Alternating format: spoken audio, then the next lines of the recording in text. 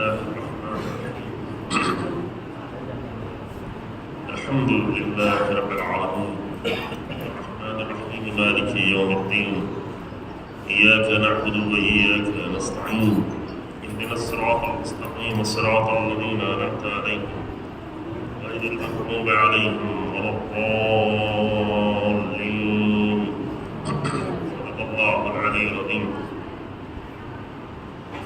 لا حول ولا قوة إلا بالله العلي العظيم أعوذ بالله من الشيطان اللعين الرجيم بسم الله الرحمن الرحيم الحمد لله رب العالمين والصلاة والسلام على سيد الأنبياء والمرسلين خاتم النبيين بالقاسم محمد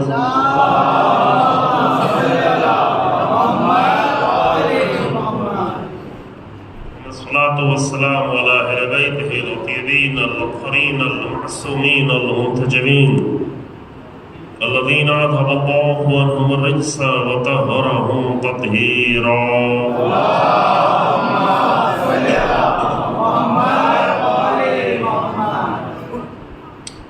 ولعنة الدائمة الباقية على أعدائهم أعداء الله أجمعين أما بعد فقد قال الله تبارك وتعالى في كتابه الكريم بسم الله الرحمن الرحيم وما محمد إلا رسول قد خلت من قبله الرسل أفإن مات أو قتل انقلبتم على أعقابكم ومن ينقلب على عقبيه فلن يضر الله شيئا سيجزي الله الشاكرين صلوات محمد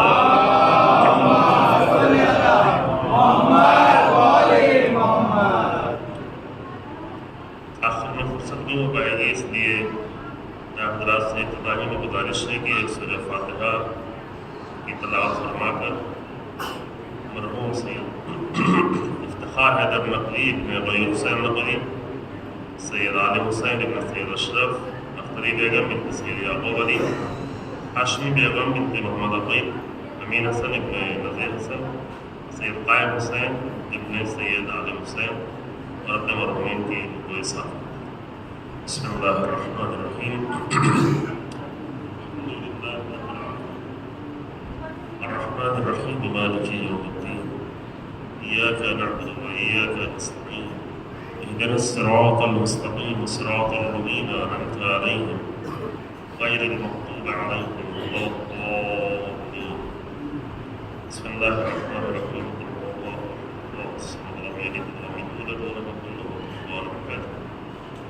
اللهم صل على محمد وآل محمد اللهم اغفر للمؤمنين والمؤمنات والمسلمين والمسلمات الأحياء منهم والأموات تابع بيننا وبينهم بالخيرات إنك مجيب الدعوات وإنك على كل شيء قدير صلاة على محمد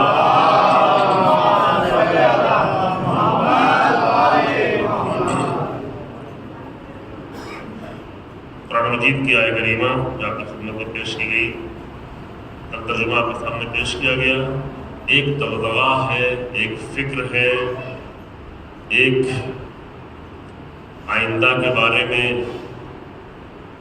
سوچ ہے جو قرآن متوجہ کر رہا ہے تاریخ کو نظر میں رکھتے ہوئے۔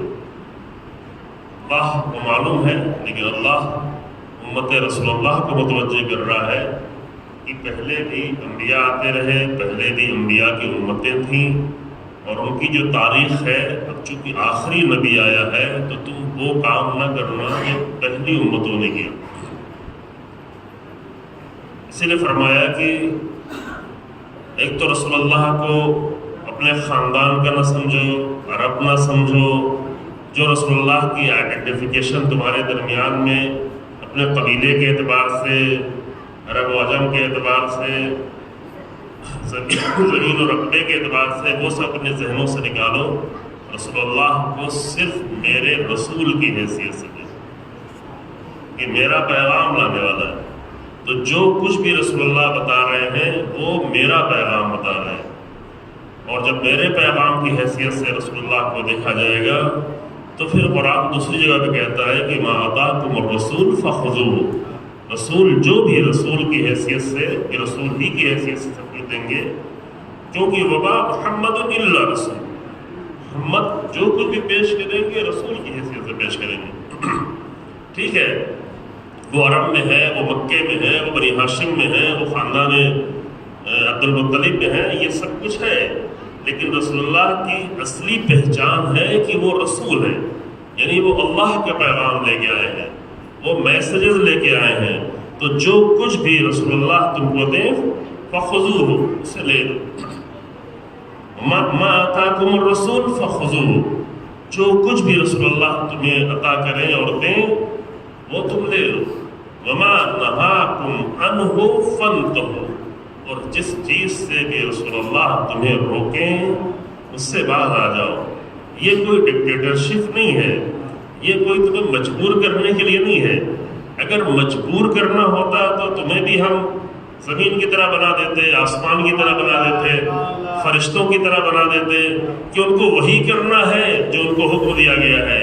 جن کو سجدے کے لیے بنایا گیا وہ سجدے کر رہے ہیں، جن کو رکوع کے لیے بنایا گیا وہ رکوع کر رہے ہیں. لیکن ہم نے تمہیں اختیار دیا ہے، اور اختیار دے کے تمہیں یہ بتایا ہے کہ تمہارے لیے یہی بہتر ہے کہ جو کچھ تمہیں میرا رسول دے، کہ جو دے گا وہ میری طرف سے دے گا، اپنی طرف سے کچھ نہیں دے گا. یہ مطلب پہلے شاید یہاں بیان کیا گیا ہو، اختر اور جمعہ بیان کیا گیا کہ رسول اللہ دین میں اپنی طرف سے کچھ نہیں دیں گے، یعنی دے ہی نہیں سکتے. اگر آپ کو یاد ہو سورہ کی آیتیں بھی بتائی تھی، اور یہ چیزیں ماشاء اللہ اس کا مطلب بتایا جا چکا ہے. سورہ الحاقہ کی آخر کی آیتیں ہیں، غالباً 44 45 46 آیتیں، نمبر ایک آیت ادھر ادھر ہو سکتی ہے. یہ آیتیں جہاں بھی یہ بتایا گیا کہ رسول اللہ اپنی طرف سے کچھ نہیں دے سکتے. بہت بنیادی مسئلہ ہے. اگر اپنی طرف سے کچھ دینا چاہیں تو ہم پکڑ لیں گے، ہم ان کے رگے دل کو کاٹ دیں گے. یہ عرض کیا تھا کہ سخت ترین آیت ہے، قرآن کی سخت ترین آیت، وہ بھی رسول اللہ سے مخاطب کر گئے، عام لوگوں کے لیے نہیں. لو تقول علینا بعض الاقاویل لاخذنا منه بالیمین ثم لقطعنا منه الوتین. اتنی سخت ہے کہ ہم داہنے ہاتھ کو پکڑ لیں گے، یعنی کچھ کرنے نہیں دیں گے. یعنی اس پہ یہ میسج دیا جا رہا ہے کہ رسول اللہ کو بھی یہ حق حاصل نہیں ہے کہ دین اپنی طرف سے بیان. اب یہ تو ظاہری میسج ہے، اس کے بعد کا میسج ہم کو کیا لینا ہے کہ جب رسول اللہ کو یہ حق حاصل نہیں ہے کہ اپنی طرف سے دین بیان کریں، تو ہم جیسے لوگوں کو کہاں یہ حق حاصل ہو جائے گا کہ دین میں اپنی طرف سے اضافہ کریں، اپنی طرف سے کمی کریں.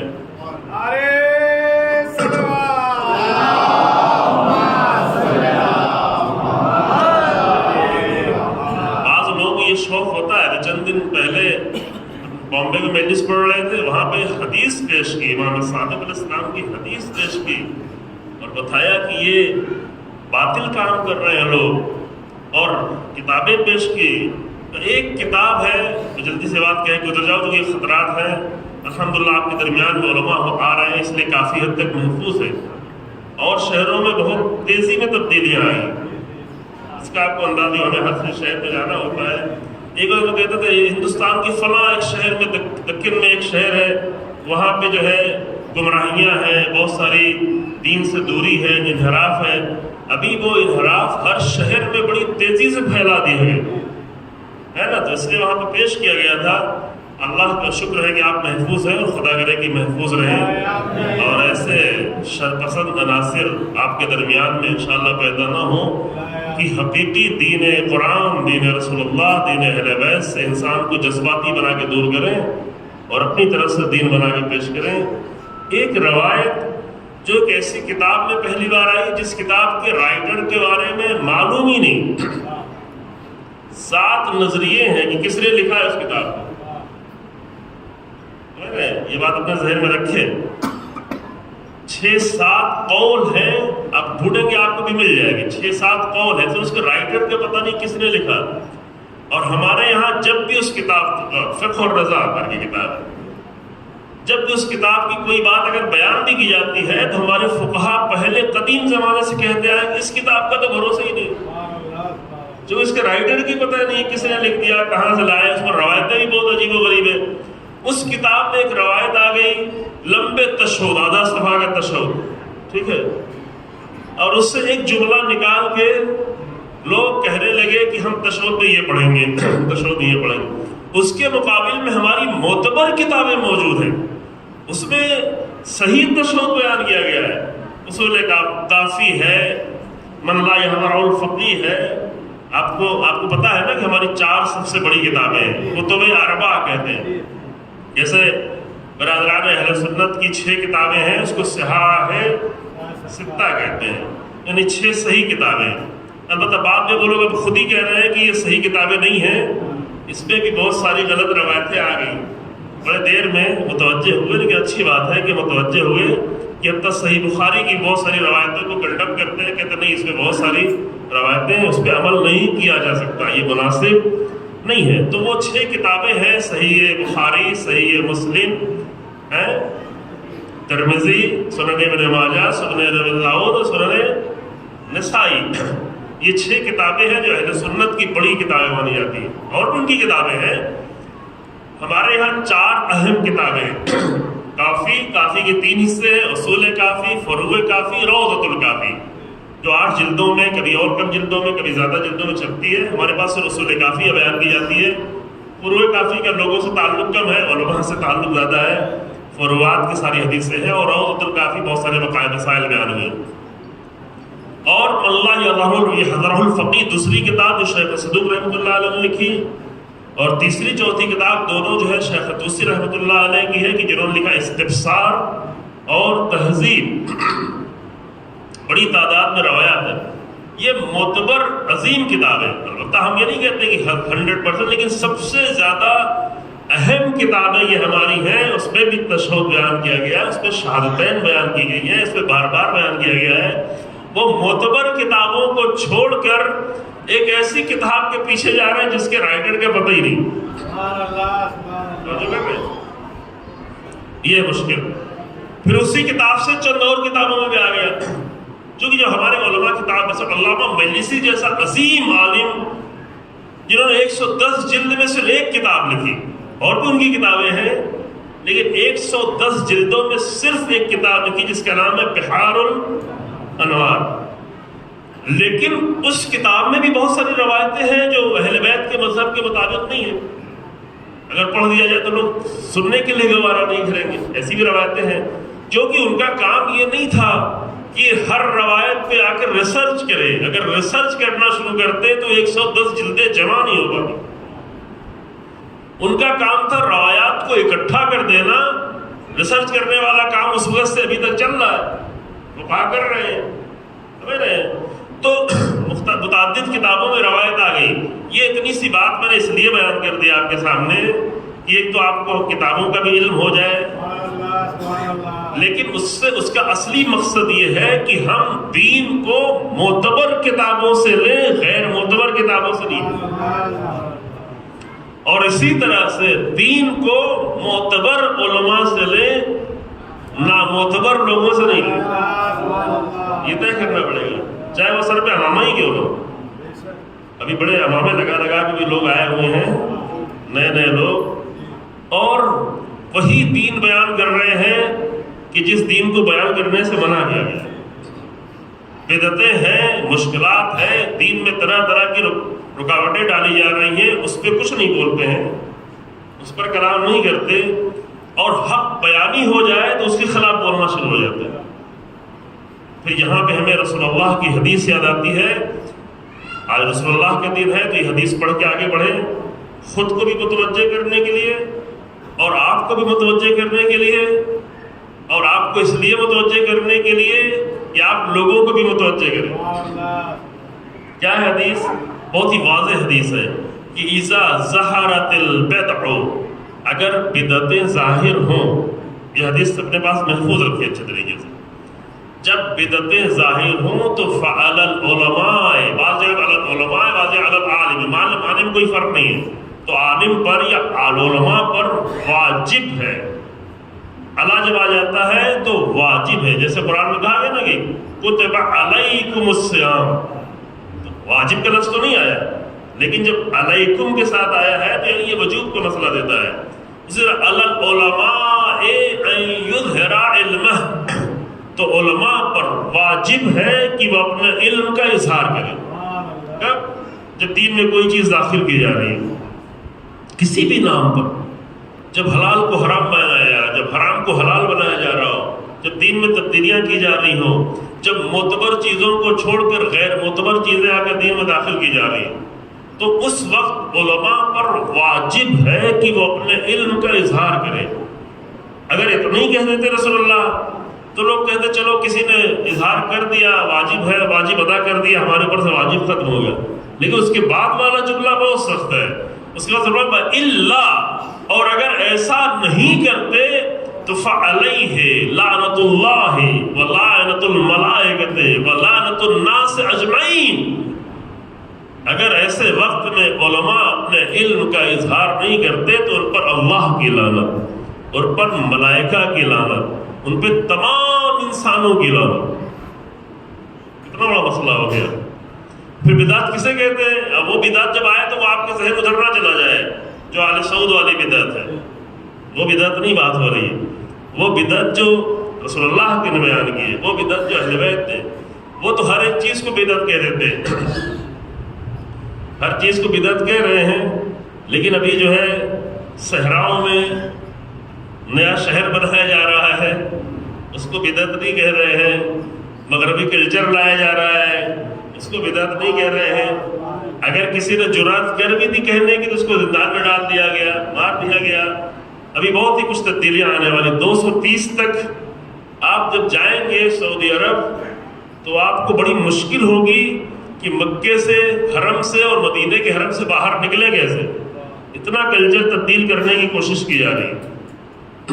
یہ کئی سال پہلے سے جگہ جگہ پہ لکھا ہوا ہے ویژن 2030، یعنی 2030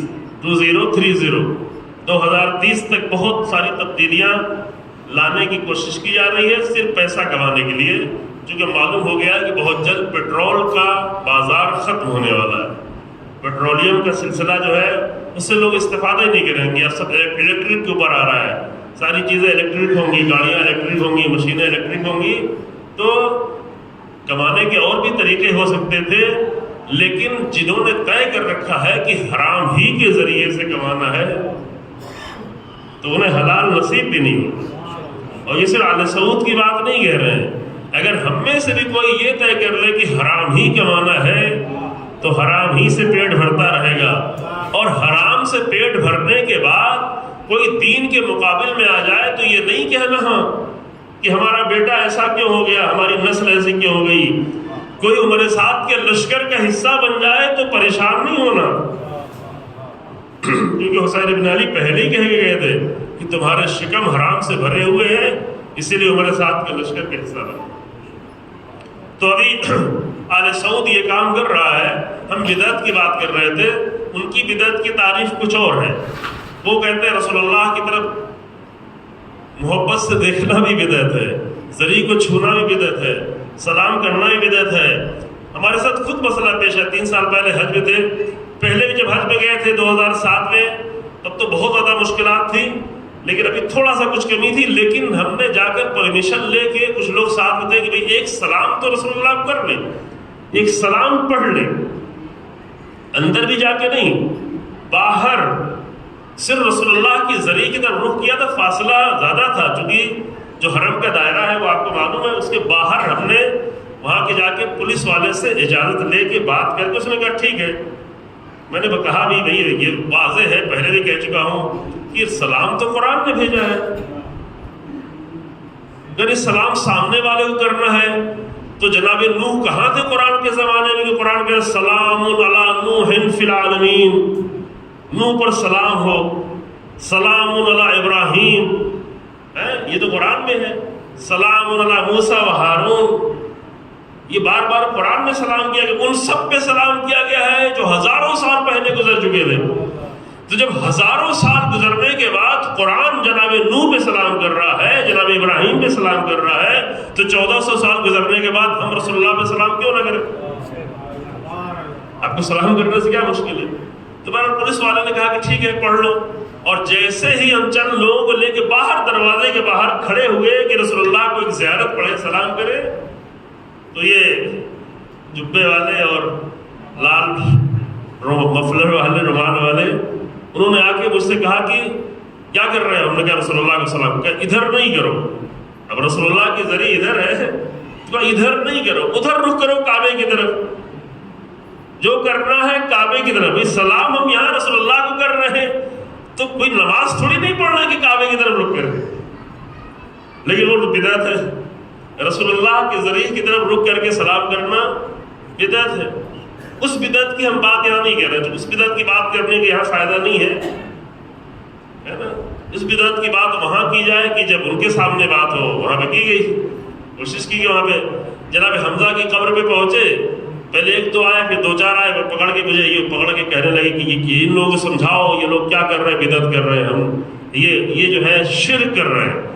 تو ہم نے بے اختیار ہماری زبان سے جملہ نکل گیا کہ شرک یہ نہیں ہے کہ ایک شہید کا احترام کیا جائے، شرک یہ ہے کہ امریکہ کی غلامی کی جائے۔ پھر تھوڑا ہنگامہ ہو گیا وہاں پر،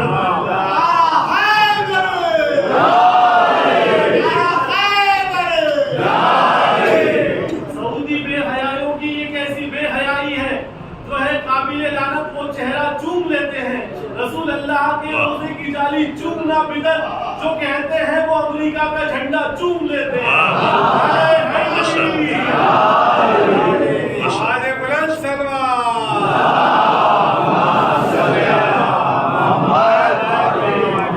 اس کو کہتے ہیں بلاغت، یعنی صحیح جگہ پہ صحیح چیز پیش کرنا۔ تو سلامت رہے انشاءاللہ، ایسے اچھے اشعار پڑھتے رہے، دوسرے طرح کے اشعار نہیں پڑھیے گا، ہاں جی ہاں، یہ بھی خیال رہے۔ تو یہ اس بدعت کی یہاں پہ بات نہیں ہے، اس کی ہم یہاں پہ اس لیے بات نہیں کر رہے ہیں کہ وہ جو وہاں ہوں لوگوں کے درمیان میں تو بات کی جائے۔ یہاں پہ کس بدعت کی بات ہے؟ یہاں پہ اس بدعت کی بات ہے جو ہمارے درمیان میں پیدا کی جا رہی ہے، جسے اہل بیت نے سختی سے منع کیا ہے۔ اور میں ایک صرف تعریف بیان کر دوں، اور بحث یہ نہیں کرنی ہے، آج کے دن بہت خاص دن ہے، ہمیں ذات گرامی پیغمبر اکرم صلی اللہ علیہ وآلہ وسلم کے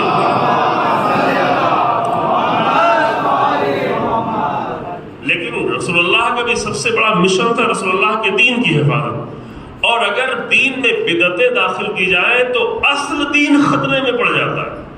اور یہ آپ ہر جگہ دیکھ سکتے ہیں کہ لوگ اپنی بنائی ہوئی رسموں کے بہت پابند ہیں اور رسول اللہ کے دین کی پابندی کم ہوتی ہے۔ بدعتوں کا نقصان یہ ہوتا ہے، بعض لوگ کہتے ہیں آپ کو کیا پڑی، آپ بولتے کیوں ہیں؟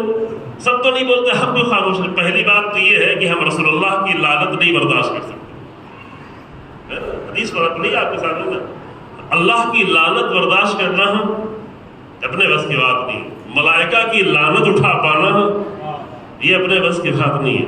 تمام انسانوں کی لعنت اٹھا پانا، لعنت ہو جائے اگر نہیں بولیں گے، اگر بدعتوں کے خلاف نہیں بولیں گے تو لعنت ہے، یہ رسول اللہ فرما رہے ہیں۔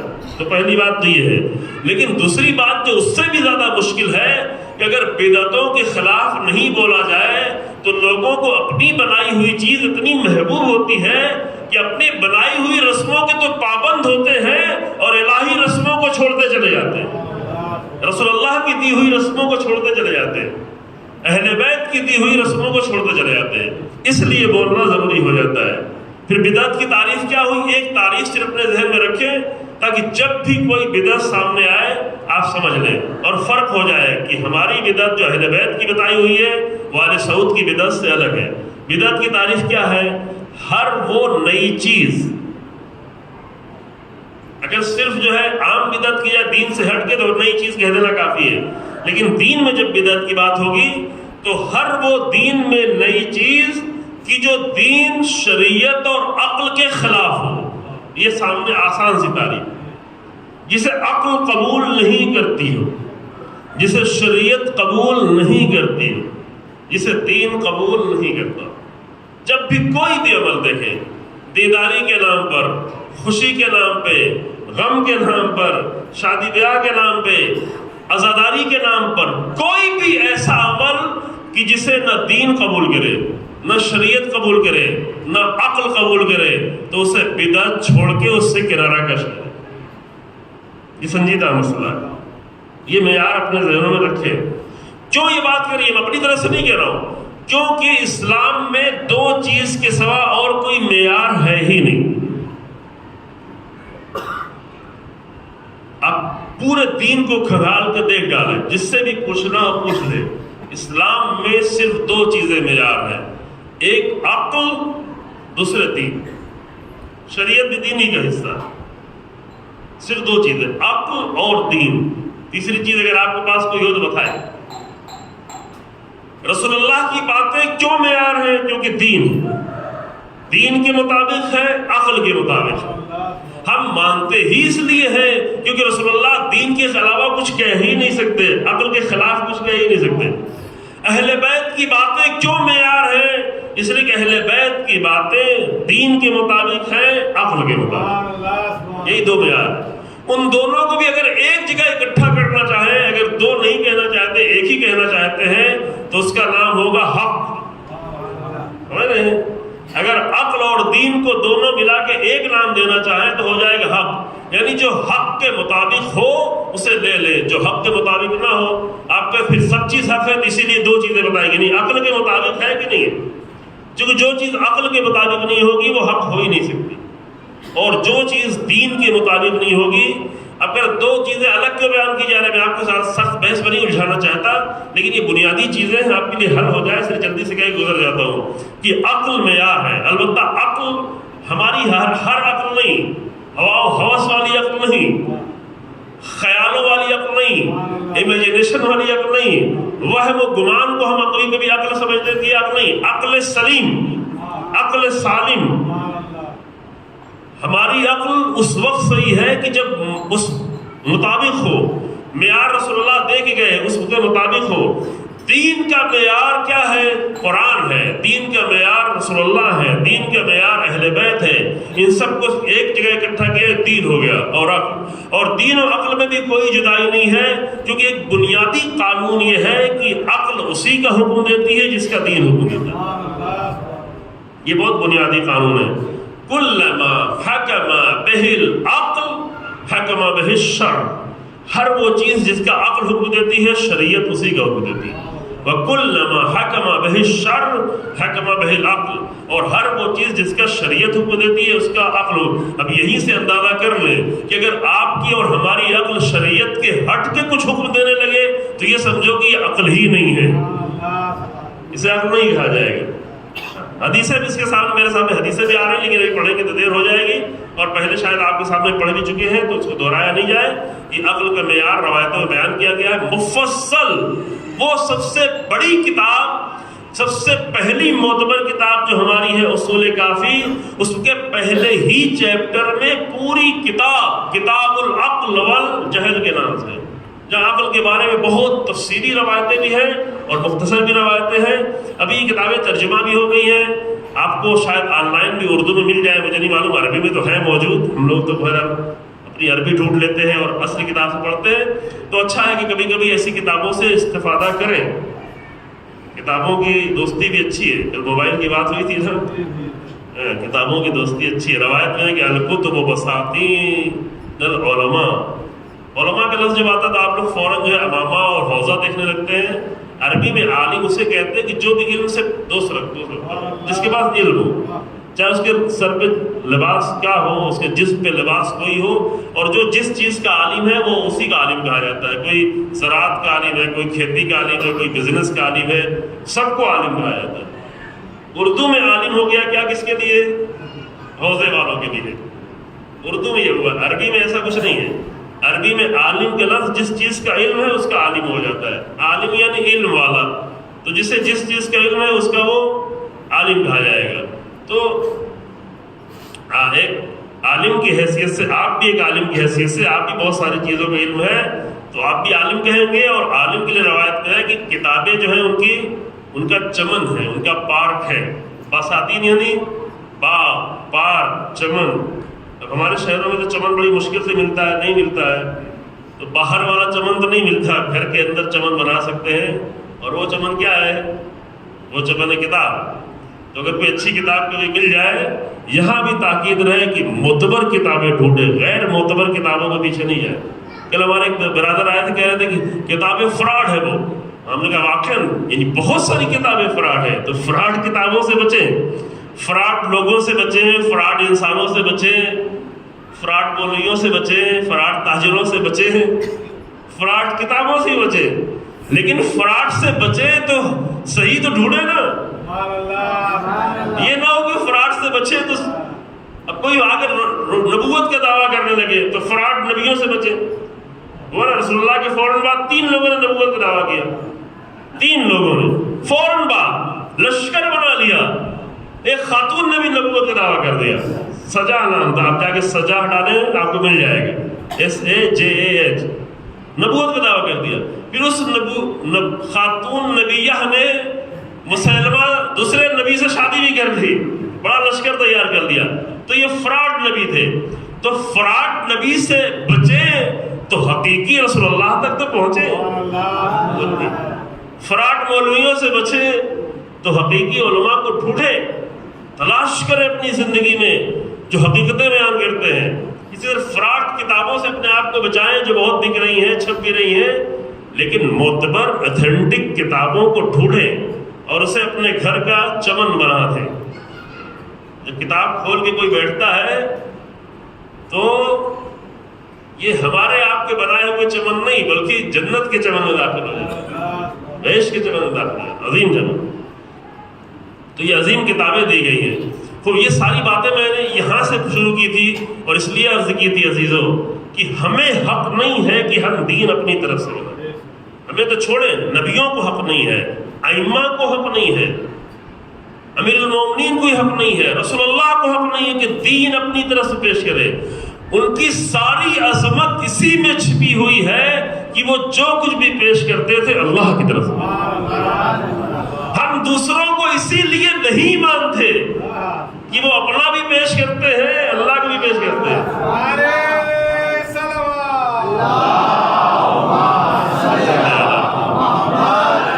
فرق ہے.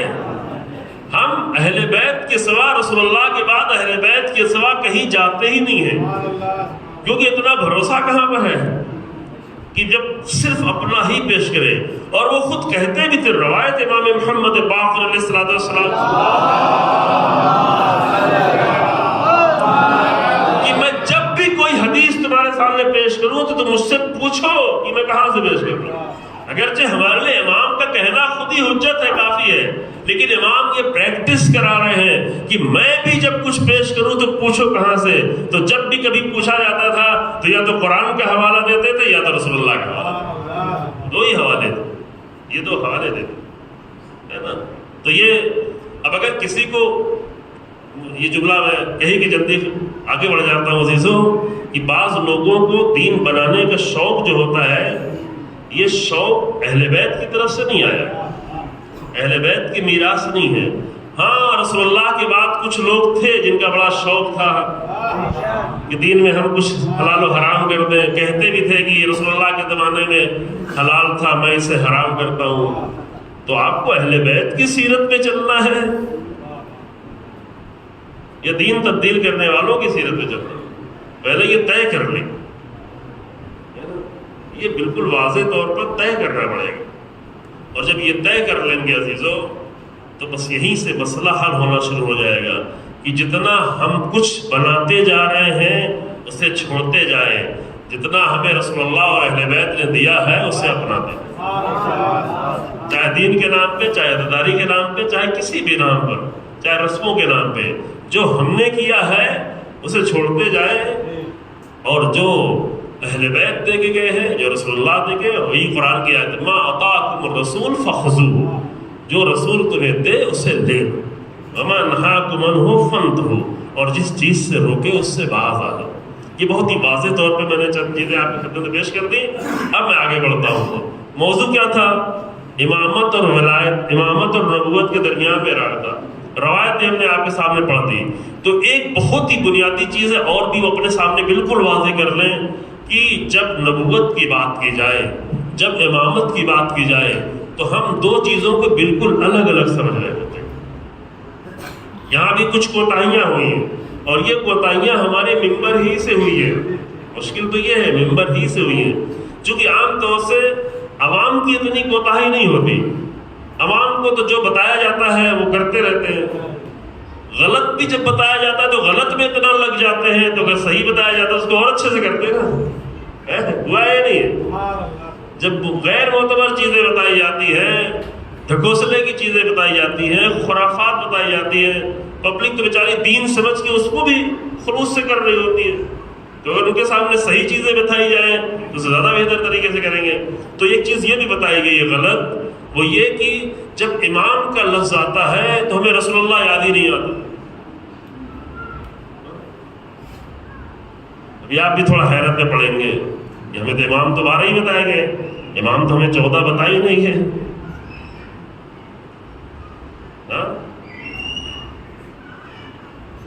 اب میں ایک سوال کروں آپ سے، جب قرآن 2 جگہ پر کہتا ہے بنی اسرائیل کے نبیوں کے لیے کہ نجعلہم ائمۃ، ہم نے ان کو امام بنایا ہے، کس کا ذکر کیا؟ بہت بڑے بڑے نبی بھی نہیں، سب کچھ بڑے بھی ہیں، مثلا حضرت لوط تو بہت بڑے نبی نہیں تھے،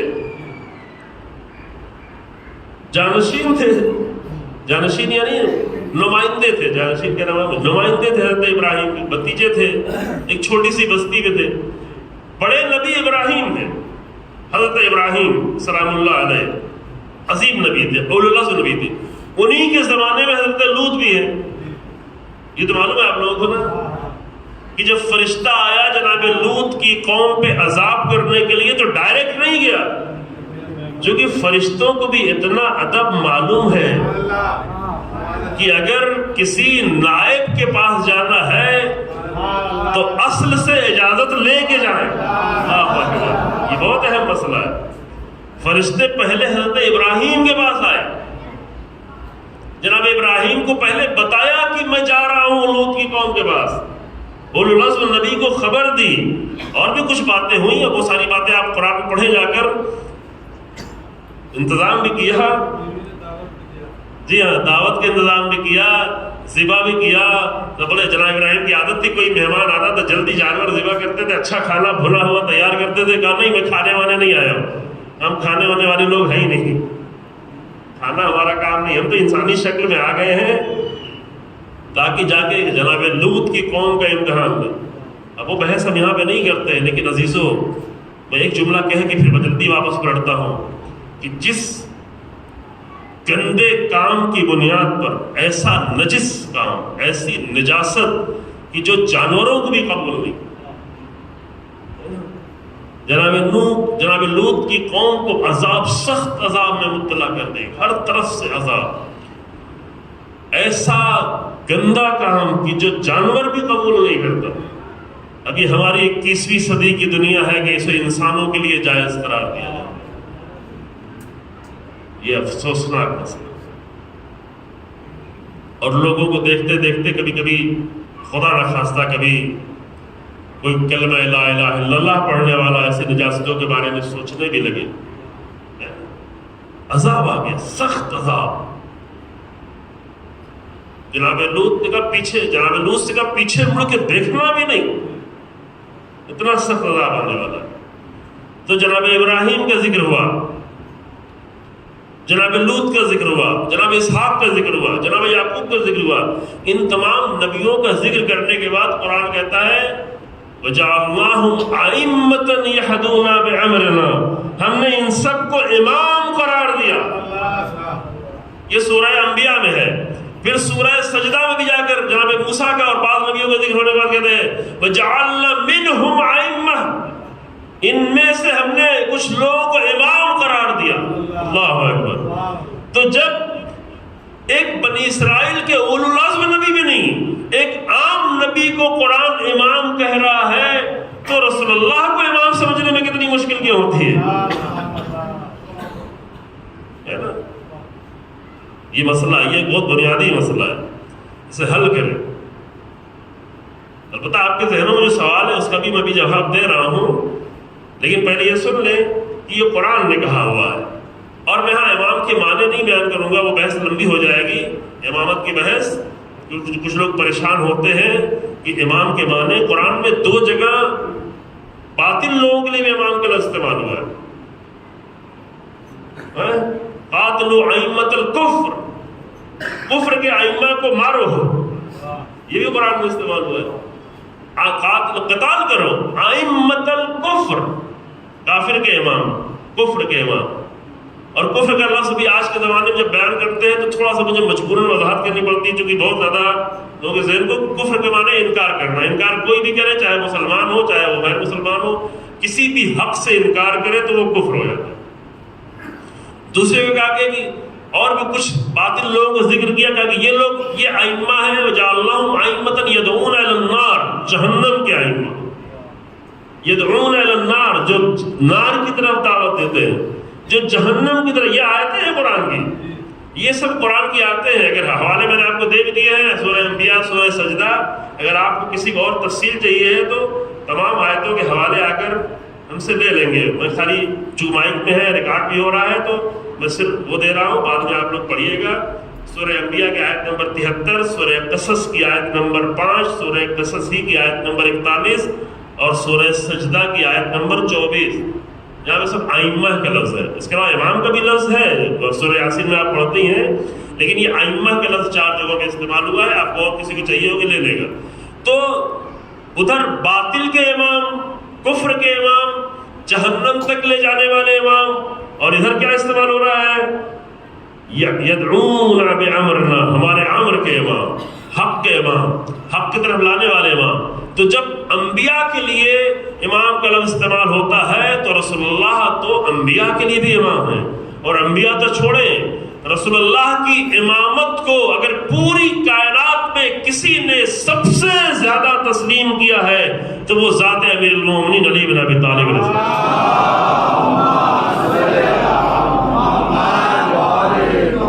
جو کہ امامت کہتے ہیں جس کے پیچھے چلنا شروع ہو جائے۔ امام یعنی جو آگے چلے، اور امامت کا ماننے والا وہ ہے جو امام کے پیچھے چلنا شروع ہو جائے۔ تو جو جتنا زیادہ امام کے پیچھے چلے وہ اتنی زیادہ امامت کی امت کا حصہ قرار پائے گا، ہے نا؟ جتنا زیادہ پیچھے چلے، ہم اپنے آپ کو بھی طے کر سکتے ہیں کہ ہم کسی امام کو اسی وقت تک امام مانتے ہیں جب اس کی راہ پہ چل رہے ہوتے ہیں۔ ہم زبان سے کہیں امام حسین، لیکن امام حسین اتنی دیر کے لیے ہمارے لیے امام ہے کہ جب راہ حسین ابن علی پہ چل رہے ہیں۔ زبان سے کہنے سے امامت طے نہیں ہوتی، ہے نا؟ قیامت میں بھی، اب ایک آیت اور بھی پڑھ دوں آپ کے سامنے جو بہت معروف آیت ہے، آپ کی سنی ہوئی۔ قیامت میں بھی یوم ندعو کل اناس احسنتم بامامہم، قیامت کے دن ہر انسان کو اس کے امام کے ساتھ بلایا جائے گا، ہر انسان کو۔ کل اناس، کل کے معنی بھی آپ کو بتا چکے ہیں، کل اناس کے معنی کیا؟ لوگ، یعنی ہر انسان کو اس کے امام۔ اگر امام صرف مومنین ہی کے ہوتے تو قرآن کہتا ہے مومنوں کو بلایا جائے گا، قرآن کہتا ہے ہر انسان کو، یعنی ہر انسان کا کوئی نہ کوئی امام ہے۔ اور اس سے پھر ثابت کیا ہوا؟ ثابت یہ ہوا کہ امام وہی ہوتا ہے جو جس کے راستے پہ چلتا ہے۔ امام ہمارے کہنے سے امام نہیں ہوتا، جو جس کی راہ پہ چل پڑے وہی اس کا امام۔ حق کی راہ پہ چلے تو حق امام بن جاتا ہے، اہل حق کی راہ پہ چلے تو اہل حق امام بن جاتا ہے، اہل بیت کے ساتھ چلے تو اہل بیت امام ہے، اہل بیت کو چھوڑ کے کسی اور کے پیچھے چل جائے تو کون امام ہو جائے گا؟ مثلا شبر، میں اتنا بڑا نمونہ بتا دوں، ایسا واضح نمونہ جو آپ کے لیے ہمیشہ کے لیے واضح ہے۔ شبر جب جنگ صفین میں امیر المومنین کے لشکر میں تھا تو امام علی کے پیچھے آیا تھا، تو اس وقت اس کے امام کون تھے؟ امیر المومنین تھے۔ وہی شمر 24 سال بعد جب عمر سعد کے لشکر کے حصہ بن کے اور ابن زیاد کی اتباع میں کربلا آ گیا تو اب اس کا امام کون ہے؟ اب میں بتاؤں یا نہ بتاؤں، لیکن امام حسین نے خود ہی بتا دیا، یا شیعۃ آل ابی سفیان، اے آل ابی سفیان کے شیعو، یعنی تمہارا امام کون ہے؟ آل ابو سفیان، جو جس کے پیچھے آئے وہی امام ہو گیا، جو زندگی میں جس کے پیچھے چلنے لگے وہی اس کا امام ہو جاتا ہے۔ شیطان کے پیچھے چلنے لگے تو شیطان امام ہو جاتا ہے۔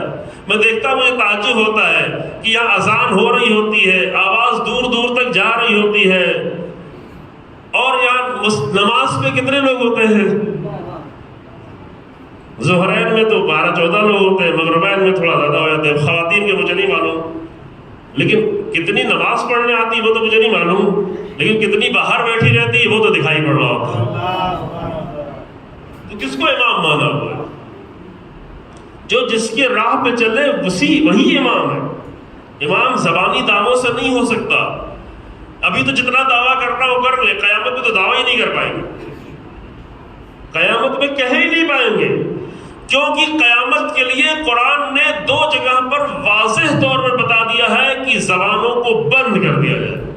الیوم نختم علی افواہہم، منہ پہ مہر لگا دی جائے۔ یہ آیت پڑھتے ہیں آپ نے سورہ یاسین؟ نختم علی افواہہم، افواہ فو کی جمع، یعنی منہ پہ مہر لگا دیا گیا، منہ کو کچھ بولنا ہی نہیں ہے، بہت بول چکا، بہت بول چکا، اتنا جھوٹ بولا ہے کہ یہاں بھی کہیں جھوٹ بولنے کی نہ کوشش کر رہے ہیں، بتا ہاں بول نہیں پائے کوئی، لیکن بولنے ہی نہیں دیا جائے۔ بولیں گے کون؟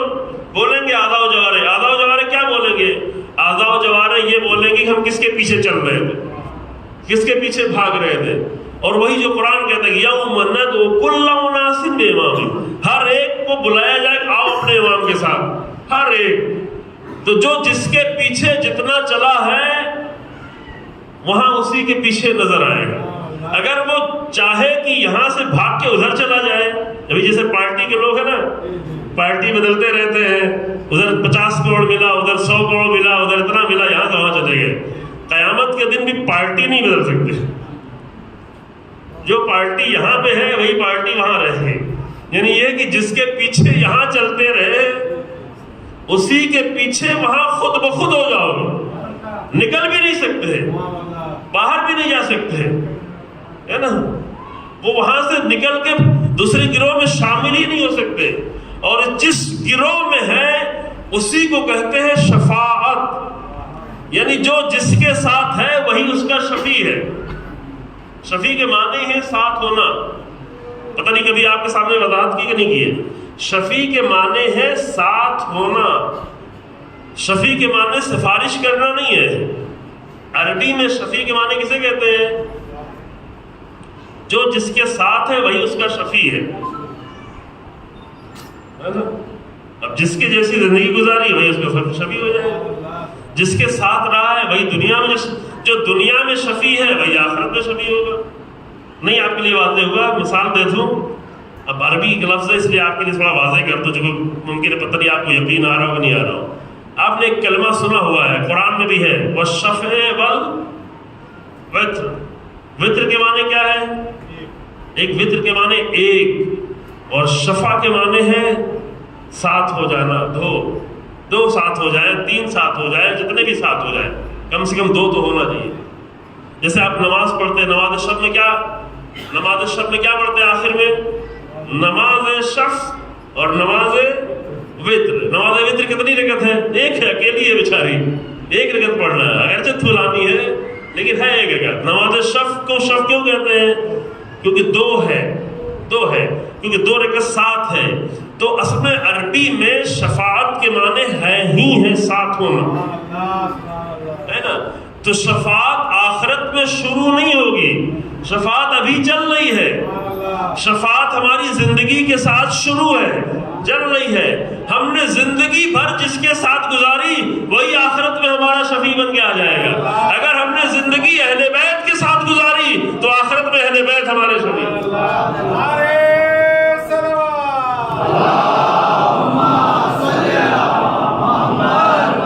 یہ طے کریں سب بیٹھ کے، بچے، جوان، مرد، خواتین، یہ بیٹھ کے طے کریں کہ ہم کس کے ساتھ ہیں۔ اگر نماز کے وقت ہوگا تو اہل بیت کہاں ہوں گے؟ آپ یہ بتائیں، اذان دی جائے گی تو اہل بیت کہاں ہوں گے؟ اب اہل بیت کے ساتھ بھی نہیں آئیں گے اور اہل بیت کا ساتھ چاہتے بھی ہیں، یہ کیسے ہوگا؟ یہ کنٹراڈکشن کیسا، یہ تضاد کیسا؟ یہ تو نہیں ہو سکتا۔ میں بہت واضح عرض کر رہا ہوں تاکہ سمجھ میں آ جائے، یہ تو نہیں ہو سکتا کہ زندگی میں تو صرف فرش ادا پہ اہل بیت کے ساتھ تھے اور آخرت میں کہ نہیں ہم تو ہمیشہ اہل بیت کے ساتھ جاتے ہیں، یہ کیسے ہوگا؟ اس حد تک برزخ میں مل جائے گا جتنی دیر تک تھے۔ برزخ ہے اسی لیے کہ جب کوئی مجلسوں میں آ گئے، کبھی زیارت میں چلے گئے تو اس کا انعام برزخ میں مل جائے گا۔ لیکن اگر کسی نے طے کیا ہو کہ ہم زندگی اہل بیت کے ساتھ جینا چاہتے ہیں، اہل بیت کی راہ پہ جینا چاہتے ہیں، اہل بیت کے ساتھ چلنا چاہتے ہیں، رسول اللہ کے ساتھ چلنا چاہتے ہیں، تو قیامت میں رسول اللہ اسے تنہا نہیں چھوڑے گا۔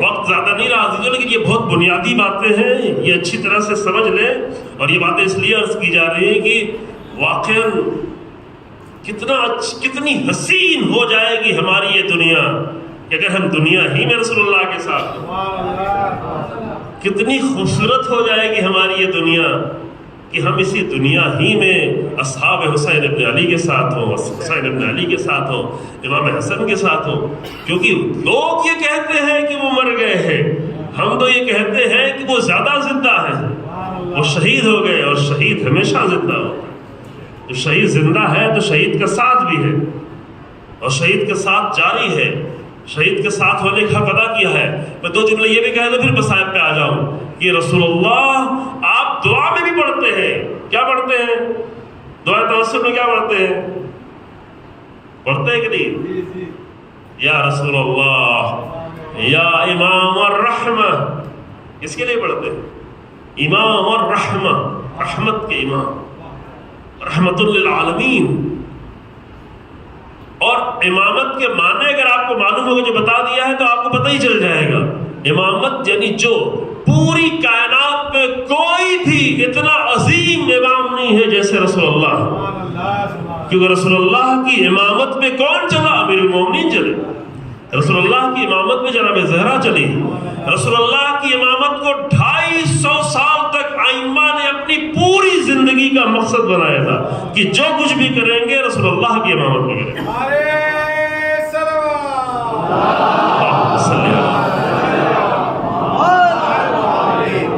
لوگوں نے کہا بھی کہ رسول اللہ کو مان لو، قرآن پہ چلنا ہے، اور رسول اللہ کی سیرت پہ چلنا ہے، اور فلاں فلاں کی سیرت پہ اور چلنا ہے۔ کہ نہیں، ہم صرف رسول اللہ پہ امام مانتے ہیں، ہم صرف رسول اللہ کی، جب رسول اللہ کی سیرت پہ چلیں گے تو کسی سیرت کی بات ہی نہیں ہے۔ معلوم ہے آپ لوگوں نا، میں تفصیل میں نہیں جا رہا ہوں۔ امیر المومنین نے 13 سال خلافت چھوڑ دی، 13 سال کے لیے صرف اس بات پر خلافت چھوڑ دی کہ امیر المومنین کے سامنے رسول اللہ کے علاوہ کسی اور کا بھی نام لیا گیا تھا۔ نہیں، ہمارے لیے رسول اللہ حجت، ہم نے رسول اللہ کو اپنی زندگی کا امام مانا ہے، اور اتنا زیادہ امام مانا تھا کہ رسول اللہ خود ہی فرماتے نظر آ رہے ہیں کہ جب امیر المومنین نے بعثت کے دن رسول اللہ نکلے غار حرا سے، تو رسول اللہ سے امیر المومنین نے کہا یا رسول اللہ میں نے فریاد سنی ہے، چیخ سنی ہے۔ کہا وہ شیطان کی چیخ تھی، اور اے علی تم وہی سنتے ہو جو میں سنتا ہوں، تم وہی دیکھتے ہو جو میں دیکھتا ہوں۔ تو اگر امامت دیکھنا ہے، امامت کے راہ پہ چلنا ہے، تو امیر المومنین سے سیکھو کہ امیر المومنین کس طرح رسول اللہ امام الرحمہ۔ امام محمد باقر علیہ السلام کی حدیث ہے کان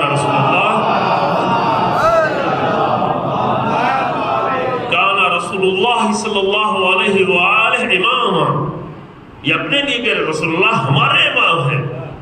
رسول اللہ امام صادق علیہ السلام کے امام ہیں۔ فاصلہ 100 سال کا ہو جائے، 150 سال کا ہو جائے، 200 سال کا ہو جائے، لیکن ائمہ نے اپنے آپ کے لیے ہمیشہ صرف رسول اللہ کو امام جانا ہے۔ اب وہ سوال جلدی جواب دے دوں، میں مسائل پہ آ جاؤں، پھر آپ کے ذہن میں یہ سوال تو ہوگا کہ ہم لوگ تو 12 امامی ہیں، ہے نا؟ آیا سوال کہ نہیں آیا؟ ہم کو کہا جاتا ہے اس طرح عشری، 12 امامی، 12 امامی، یہ بات سب ایک ہی ہے۔ عربی میں اثنا عشری کہتے ہیں، یعنی 12، اثنا عشر یعنی 12، 12 یعنی 12، اردو میں سے کہتے ہیں 12۔ تو 12 امامی جو ہمیں کہا جاتا ہے، اس بات پہ ہمیں فخر ہے، اس بات پر ہمیں فخر ہے کہ ہم 12 امامی ہیں، ہم صرف 12 ہی کو امام مانتے ہیں۔ ہم 12 کے سوا اور کسی کو امام نہیں مانتے. تو پھر ابھی جو بات ہو رہی تھی وہ کیا ہے؟ کیا یہی بتانے کے لیے بات چھڑی گئی ہے کہ 12 امام رسول اللہ نے اپنے بات کے لیے بیان کیے. یہ واضح ہو کہ میرے بات تم ادھر ادھر کی ٹھوکریں نہیں کھانا، ورنہ ٹھوکریں کھاتے کھاتے کبھی داعش بن جاؤ گے، کبھی دہشت گرد بن جاؤ گے، کبھی طالبان بن جاؤ گے، کبھی کسی کو خلیفہ مانو گے، کبھی اسرائیل کے پروڈکٹ کو خلیفہ مان لو گے، کبھی ابو بکر بغدادی کو خلیفہ مان لو گے. بات کر دو ہے نا. اگر 12 کو چھوڑ کے گئے تو کبھی ابن تیمیہ کو امام مان لو گے، اور کبھی محمد ابن سلمان کو بھی امام مان لیا تھا. اب سمجھ میں آ رہا ہے کہ یہ جس کو امام مانا تھا وہ کیا نکلا. یہ رسول اللہ کی زمین کو یورپ بنا رہا ہے. میں نے خود اپنی آنکھوں سے دیکھا 3 سال پہلے کہ مسجد نبوی کے دائرے میں نوجوان بچیاں جن کی عمر زیادہ تھی باقاعدہ پورے بال کھلے ہوئے وہ بیچ رہی تھی تھاما، اور کوئی روکنے والا نہیں تھا، چونکہ روکنے پر پابندی لگا دی گئی. البتہ اس پابندی کا ایک اچھا بھی اثر ہے کہ لوگ اچھے سے زیارت کر لے رہے ہیں تھوڑا بہتر طریقے سے، شاید وہ اور اچھا ہو. لیکن اس زیارت کے لیے اتنی بڑی فحشا کا عام کرنا، آپ لوگوں کو خبر ہوگی کہ دنیا کے بڑے پوری دنیا سے امریکہ سے لے کے انڈیا تک کے سنگر کو کس کو بلایا گیا. شراب کی محفلیں 3 دن کے لیے، ایسا پروگرام کہ جہاں پہ ہر گناہ جائز. یہ سب کچھ ہو رہا ہے کہاں پہ؟ رسول اللہ کی زندگی. تو بعض لوگوں نے تو اسے بھی امام مان لیا. تو جب 12 امام کو چھوڑو گے تو ایسے ویسے کو امام ماننا. لیکن یہ مسئلہ اپنے لیے آپ حل کریں کہ جو 12 امام بتایا گیا ہے یہ رسول اللہ کے بعد کے لیے، اور یہ رسول اللہ کے بعد 12 امام اس لیے ہیں کیونکہ انہوں نے رسول اللہ کو اپنا امام مانا تھا. اس لیے بس میں نے آپ کی گفتگو تمام کی عزیزوں. آج 2 امام تو کہہ سکتے ہیں نا، اب تو سمجھ میں آ گیا نا، تاریخ کے 2 عظیم امام کا، جس میں ایک نبی بھی تھا، ایک آخری رسول بھی تھا، ایک خیر البشر تھا، ایک افضل البشر یعنی رسول اللہ کی ذات. آج کی شب سخت ہے، ہمارے لیے کتنی سخت ہے اور آپ کے لیے کتنی سخت ہے یہ ہم اپنی معرفت کے حساب سے سمجھیں گے. لیکن آج کے شب جناب زہرا کے لیے بہت سخت ہے، جو تمام آثار نمودار ہوتے جا رہے ہیں. 4 دن پہلے سے لے کر کے پنجشنبہ یوم الخمیس، جب رسول اللہ کا دل بہت ٹوٹ گیا تھا، جب رسول اللہ قلم و کاغذ مانگ رہے تھے، کتابیں بھری ہوئی ہیں اہل سنت کی کتابیں، اس کو کرتاس کے نام سے بھی واقعہ یاد کیا گیا ہے، یوم الخمیس کے نام سے یاد کیا گیا ہے. یعنی پنجشنبے کے دن، یعنی جمعرات کا دن، جو رسول اللہ قلم و کاغذ مانگ رہے تھے اور یہ فرما رہے تھے میں ایسی تحریر لکھ کے چلا جاؤں کہ اس کے بعد تم کبھی گمراہ نہیں ہوگے. اور تمام علامتوں سے یہ ثابت تھا، جن لوگوں نے رسول اللہ کو قلم و کاغذ دینے سے روکا ان کے لیے بھی پوری طرح سے ثابت تھا کہ رسول اللہ اپنے بعد کے امام کو پہچانوانا چاہے. ایک امام اپنے بعد کے امام کو پہچانوانا چاہے، اسی لیے قلم و کاغذ دینے سے روکا گیا، کیونکہ خود حکومت کا شوق تھا، خود حکومت چاہے حقیقتیں لوگوں کے سامنے روشن ہو. اور رسول اللہ کو قلم و کاغذ نہ دیا گیا، نہ دینے دیا گیا. کچھ لوگوں نے کہا نہیں دینا چاہیے، رسول اللہ مانگ رہے ہیں. کچھ لوگوں نے مخالفت کی، آپس میں اتنا رسول اللہ کے پاس رہ کے اتنا جھگڑا ہو گیا، آپس میں لڑنے لگے کہ رسول اللہ نے سب کو پھر باہر نکال دیا. اور اس کے بعد پھر رسول اللہ کا صدمہ بڑھتا گیا. اور آج کی شب یہ آخری شب تھی. اس دنیا میں تاریخ کے عظیم ترین انسان کی آخری شب، جناب زہرا کے اپنے باپ سے جدائی کی یہ آخری شب. امیر المومنین محروم ہو رہے ہیں. آپ کو پتہ ہے رسول اللہ کے بعد پھر امیر المومنین پہ کیا گزری، رسول اللہ کے بعد پھر جناب زہرا پہ کیا گزری. رسول اللہ کے سامنے بھی بہت ساری کوششیں ہو رہی تھی، لیکن لوگ اس لیے ڈرے ہوتے تھے سازشیں کرتے ہوئے کہ کبھی بھی فرشتہ آ سکتا ہے. اور فرشتے کی خبر دینا، فرشتے کا وحی کے نازل ہونا، یہ ساری سازشوں کو ناکام کر دینا۔ اسی لیے امیر المومنین نے جو مصائب میں حسرت پڑی ہے، میں چند جملے امیر المومنین کے پیش کروں، پھر مصائب پڑھتا ہوں عزیزوں۔ امیر المومنین نے جو حسرت کی ہے ذات گرامی پیغمبر اکرم صلی اللہ علیہ وسلم کے لیے فرمایا بے ابی انت و امی یا رسول اللہ، اے رسول اللہ آپ پر ہمارے ماں باپ قربان ہوں۔ اور یہ کہنے کی ضرورت نہیں ہے کیونکہ ماں باپ ہمیشہ قربان ہوتے رہے، رسول اللہ پر ہمیشہ ابو طالب قربان ہوتے رہے، جناب رسول اللہ پہ ہمیشہ فاطمہ بنت اسد قربان ہوتے رہی۔ صرف خود قربان نہیں ہوتے رہے بلکہ اپنے بچوں کو رسول اللہ کے بستر پہ سلاتے تھے کہ اگر کوئی حملہ ہو تو میرے بچے قربان ہو جائیں، رسول اللہ بچ جائے۔ لیکن آج امیر المومنین آواز دے رہے بے ابی انت و امی یا رسول اللہ، اے رسول اللہ آپ پہ قربان ہو ہمارے ماں باپ۔ لقد انقطع بموتك ما لم ينقطع بموت غيرك من النبوة والنبأ واخبار السماء، اے رسول اللہ آپ کے، یہ وہ سخت جملہ ہے امیر المومنین کے لیے، بہت ہی سخت ہے۔ ہمارے لیے شاید اتنا سخت نہیں ہوگا کیونکہ ہمیں معرفت نہیں عزیزو، لیکن امیر المومنین کا دل لرز رہا ہے، امیر المومنین کے دل درد میں مبتلا ہے کہ یا رسول اللہ آپ کے جانے کے بعد، آپ کے وفات کی وجہ سے وہ سلسلہ منقطع ہو گیا جو کل میں نے آپ کے ساتھ کہ جو آپ کے سوا کسی کے لیے نہیں منقطع۔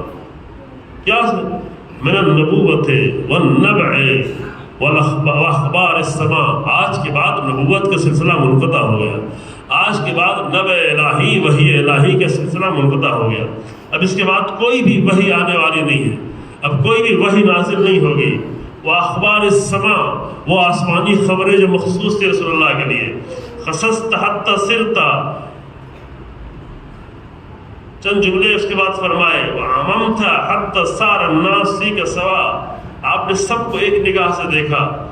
اور اس کے بعد ایک جملہ ہے جو فرماتے ہیں وَلَوْلَ أَنَّكَ أَمَرْتَ بِالصَّبْرِ، یا رسول اللہ اگر آپ نے صبر کا حکم نہ دیا ہوتا، وَنَهَيْتَ عَنِ الْجَزْبِ، اور اگر آپ نے فریاد بلند کرنے کا حکم منع نہ کیا ہوتا تو لَأَنفَضْنَا عَلَيْكَ مَعَ الشُّعُورِ، تو یا رسول اللہ ہم آپ پر اتنا گریا کرتے کہ آنکھوں کے آنسو خشک ہو جاتے۔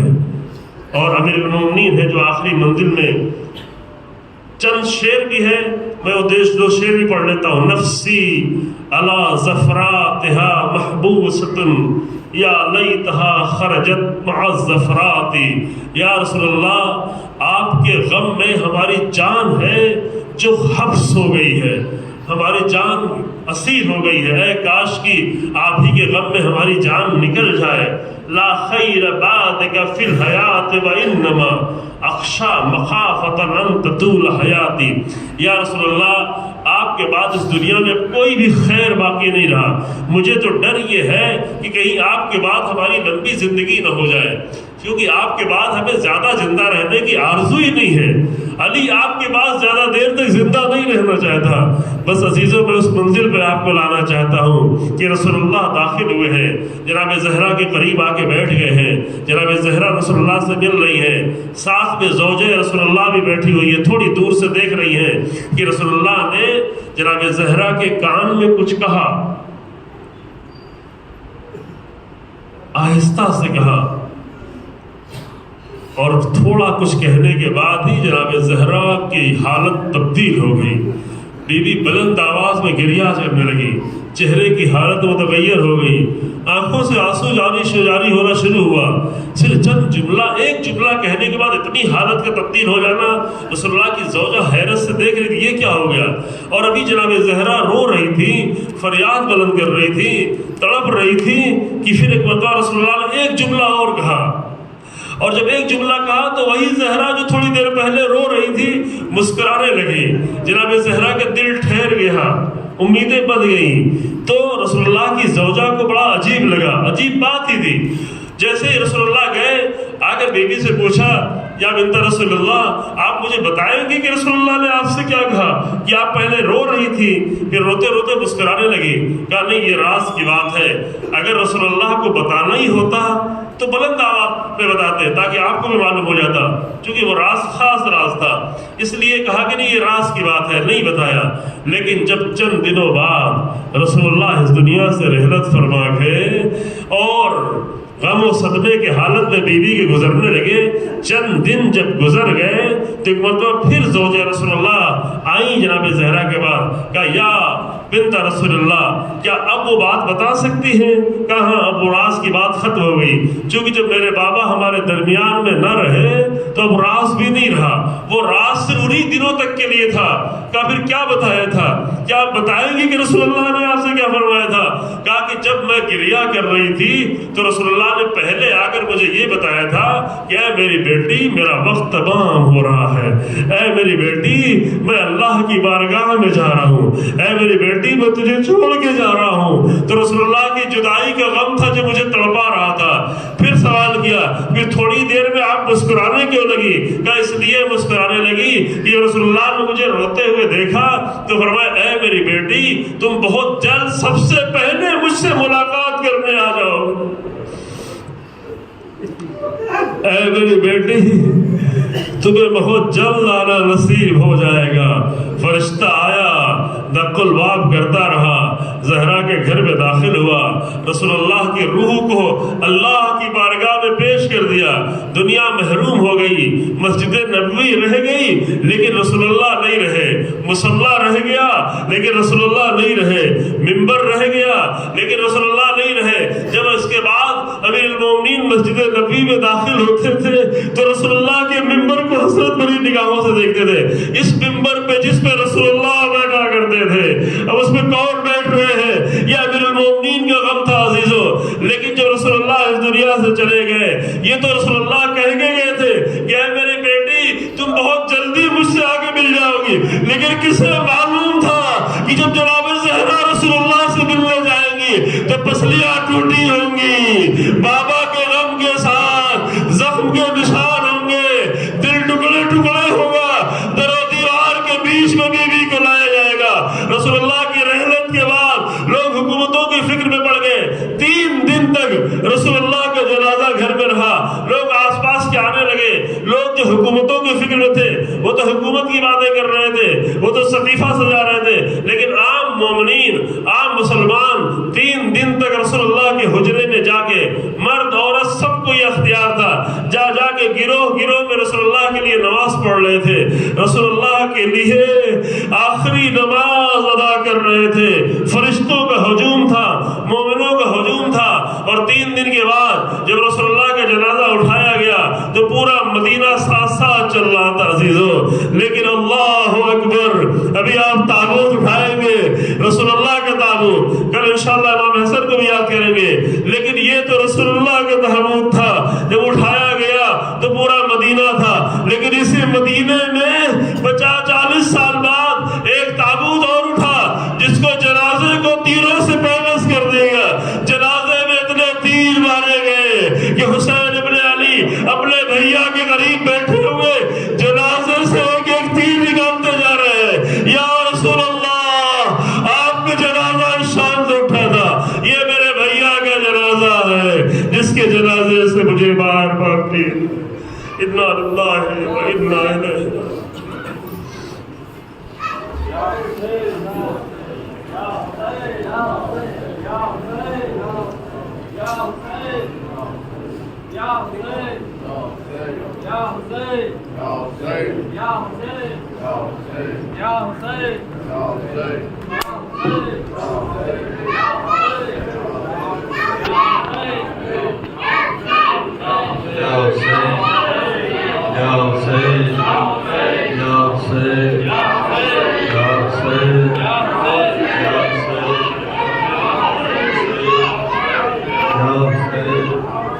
Ya